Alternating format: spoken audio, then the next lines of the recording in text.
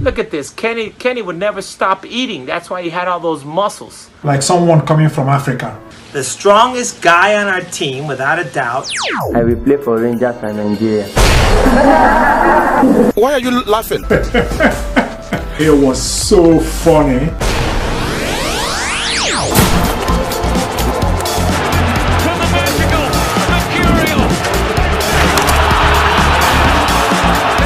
I could not believe my eyes.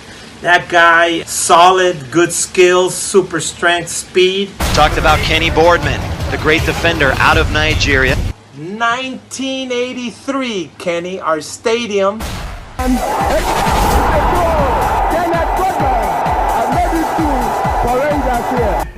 It's very interesting. He was a superstar in the school and country university level.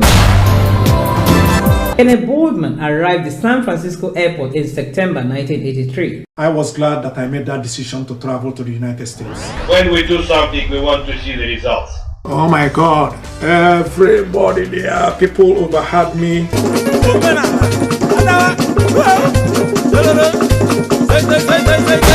And it was just so funny. It was like a celebration.